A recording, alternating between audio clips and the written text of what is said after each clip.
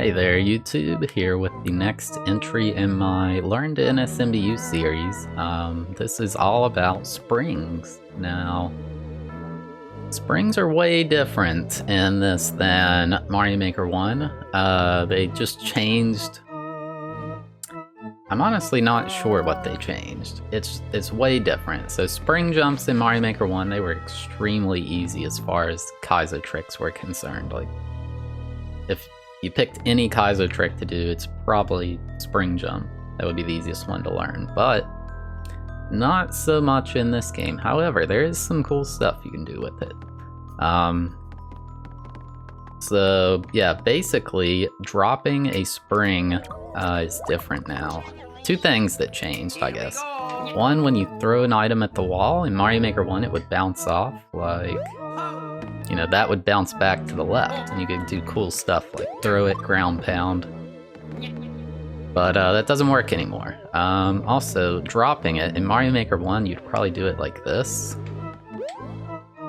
Like, that would have worked, but you gotta drop it so late. I don't know, it's really weird. Anyway, let's see what we got here. Yeah, so what you want to do is jump up right at the peak of your jump. Like, it's much later than a shell jump. You drop the spring, it'll go under you, and you have to press jump again. So like, if you to do a big bounce off a spring, you press jump. He only does this. If you press jump, he does that. So the same with a mid-air spring jump. If you don't press jump when you hit it, he just does a little bounce. But yeah, so if you can see, it's kind of like right when Luigi starts falling. And make sure you press jump again. There's another trick you can do that's, I guess, a little advanced. So if you don't know, in Mario Maker, if you're holding a jump button and then press jump, you'll do a max height jump. So right now, I'm holding ZL, I guess. And if I just tap the jump button like this, he does a max height jump. So if you do a spring jump, you may jump using B or A, whichever you use, and then let go of it, and then press it again to bounce off the spring. Oh my gosh. Oh my gosh. Oh my gosh. There. And that usually works pretty well, but if you hold a shoulder button, remember how I said you can just tap it, the game considers you holding jump. So when you let go of B to get the big bounce off the spring, you don't, you know, at some point I'm letting go of B. So I'm like losing my height faster. There's also slow fall in this game, so letting go of jump to do that also makes me fall a little faster. So you just gain a little extra height if you're holding one of the shoulder buttons. Anyway. So, you're in the first room, pretty scary, you know, if you end up... You can't get out, so the only way out is to beat it or touch the spike. So yeah. This indicator's kind of arbitrary, like you could do this anywhere. I could do it here. But yeah, so, spring jump. This indicator's kind of accurate though, so like I said, in Mario Maker 1, you would probably drop it early like this. Maybe a little later, but in Mario Maker 2, you gotta drop it real late, so this indicator's kind of where it should be, I guess, kind of like this. That was a little too early. There we go. So yeah, you basically want to drop it like right before you start falling. And if you do, you can gain enough height to get up here. You can't really just do it. You can see you almost get up there without the mid-air part, so this is only slightly helpful, but you can still do it. Alright, now we have a different type of spring jump. So if you see up there in the top right, we want to get up there and wall jump up to the clouds. Now, definitely can't make it just normal bounce. An actual spring jump itself, not high enough either. So what do? Well, if you were in the know, I guess, of high-level Mario Maker 1 tech, you could throw a spring at a wall like that, and you'd gain more height. And since the spring drop, like normal spring jump like this one is, you know, you gain way less height, this is even more helpful. So this indicator isn't super important. The indicator is if you're running from the left, but you don't have to. You could throw it right next to the wall if you wanted.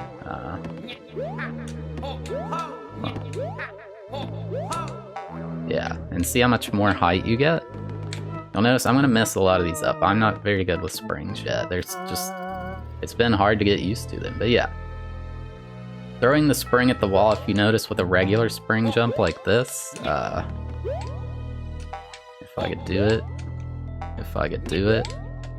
Yeah, see how he falls before he bounces on it? Well, if you throw it at the wall, you bounce off it at the top of your jump, so you get way more height like this. Not like that. Like that. No, that's not good.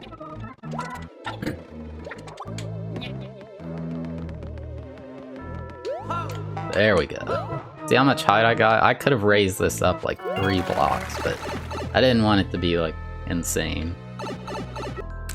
So if you remember from the advanced wall jumps level, you can wall jump with a spring. You know, either like this or throw it and wait. So this is a wall jump to spring jump. Now, I didn't want the actual spring wall jump to be the hard part. This is about springs, so it's not really about wall jump. So this is set up for you, just drop it and wall jump while holding run. It's pretty easy. Also, famous piggies there, let you know you screwed up. But yeah. So this timing is a little weird. It actually feels similar to Mario Maker 1, so I've been pretty consistent at these types of jumps. That was a little too early. But yeah, just drop it up here, wall jump while holding run, then do a spring jump at the indicator.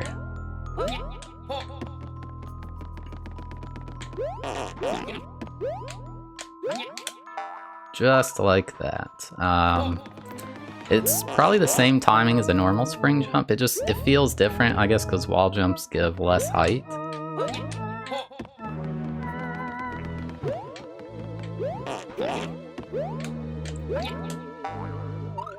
Yeah, there we go. Alright. Here is the most misunderstood trick in NSMBU, probably. The spring drop. This trick gets such a bad rep, like, they're like, gosh, these are so hard, I can't do it. I think what it is, people just don't understand that it's actually really easy.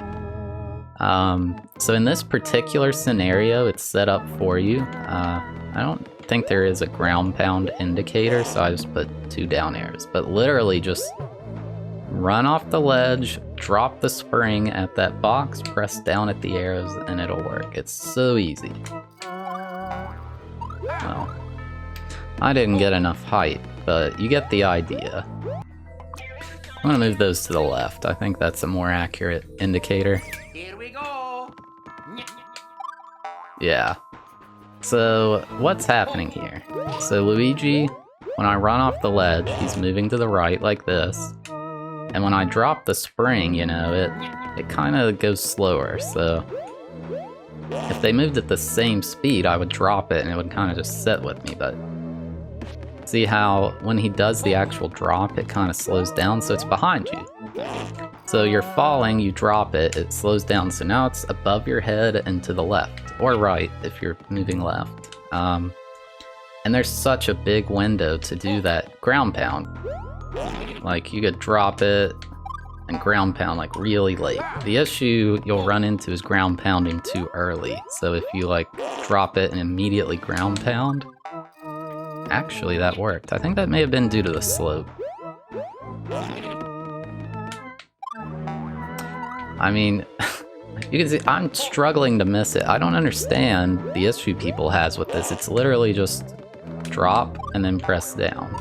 And you have to press jump to get a big bounce off the spring like usual, but the window is massive for it. Like, Like, I could wait, I don't know what else to say, I mean... Apparently, I think this is due to the slope that it's letting me do this.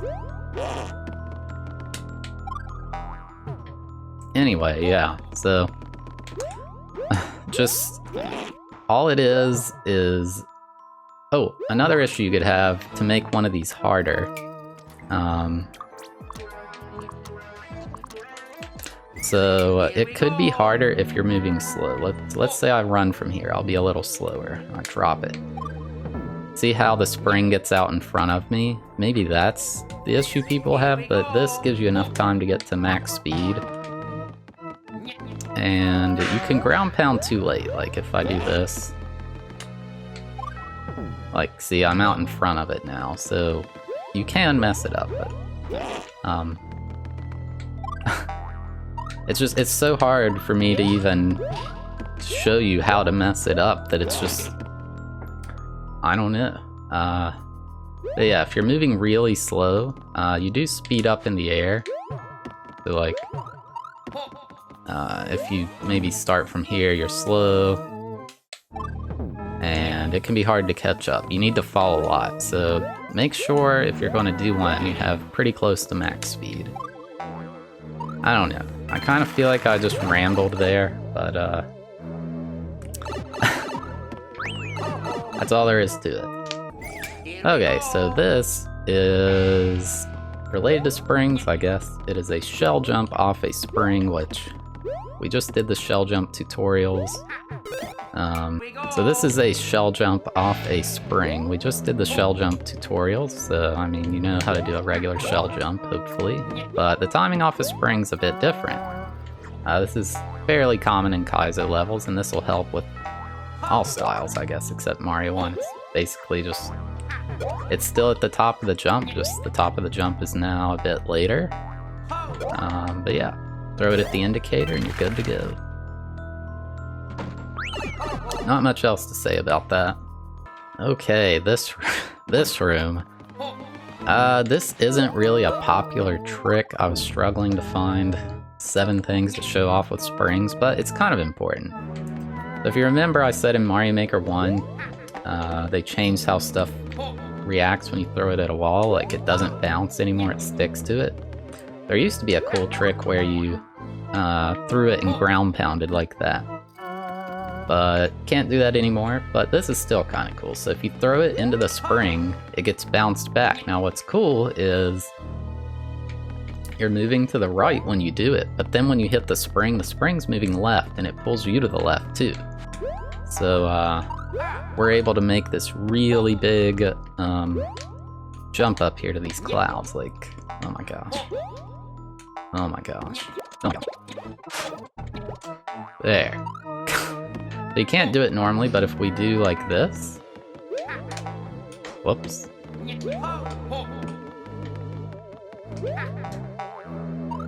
We can make it up there. You don't see this very often, but maybe you guys could make a cool trick out of it, or maybe it'll help you out in a later level. Yeah. Basically, just know that if you land on something that's moving, it's going to change your speed. So the reason that works is because the spring is moving left when you hit it. And finally, this room. So there is no way I could think of to make this room something other than it just kills you if you mess up. This is extremely common. You've probably seen New Super speedruns that do this, although it applies to Mario 3 and World as well. You run under a thwomp, throw a spring, it protects you from the thwomp, then you grab the spring again. So it just looks like this.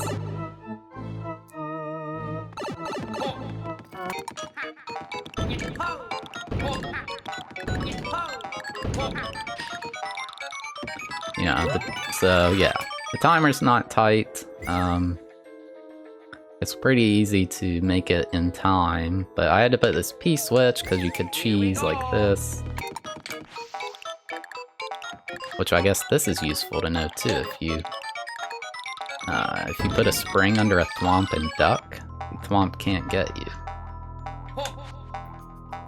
So you could do something like that, but this is what you'll usually see. Yeah, it's around a block and a half away or so from the thwomp when you throw it. It's an extremely common thing to see in speedrun levels.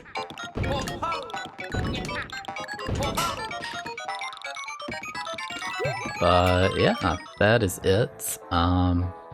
So yeah, that's it. 7 tricks related to springs. It's a little different, I know, but let me know if you have any questions. Like I said, I tried to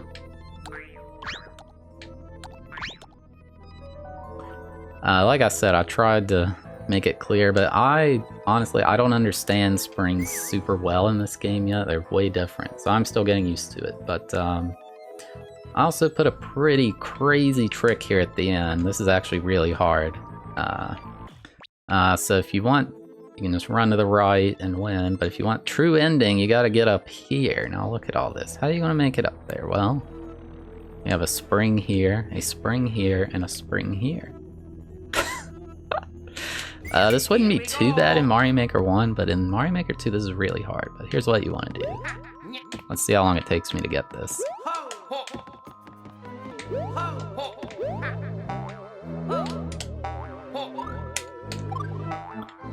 Woohoo!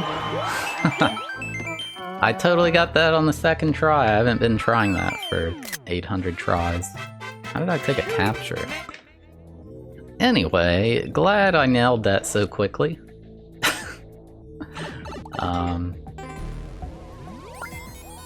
Yeah, let me know if you guys are confused or what. I'll try to help. I don't know much about springs yet, though. I'm just being honest. But now we have to beat it.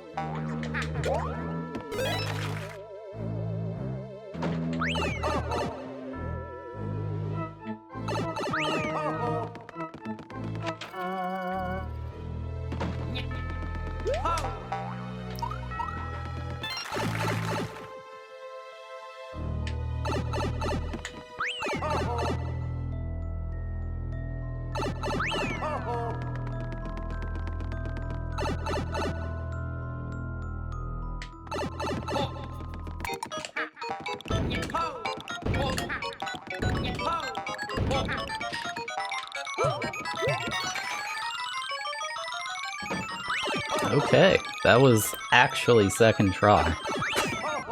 I'm kind of shocked because I'm not good at spring jumps. So that was, I think I only had one mistake. Good luck beating that time.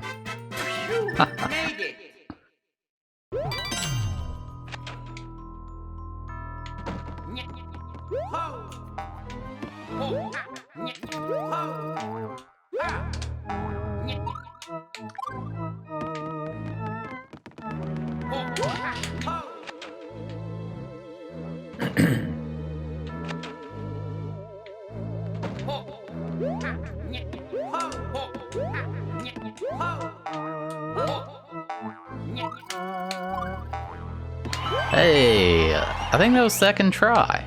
Cool. That is the last clear check, so let's get that level code. Alright, there's the level code 40K7RP20G. Good luck. Alright, well that wraps this up. Thank you guys for watching. If you have any questions, leave it in the comments. I'll try my best to help. So I'm gonna make a level on P-switches and one on PALs. That'll cover most of the item abuse in NSMBU. I also plan to make a Yoshi level. Yoshi's actually... there's a lot of stuff with Yoshi. Then maybe one on the propeller hat, one on the fire flower. I also want to do some time attack stuff, like teach you how to just optimize levels, save time, because that's the key of NSMBU is, you know, speed runs, time attack levels. They're all over the place, and just having these little tips in your memory bank will make them a lot easier. But yeah, thanks so much for watching, guys. I appreciate it, and see you next time.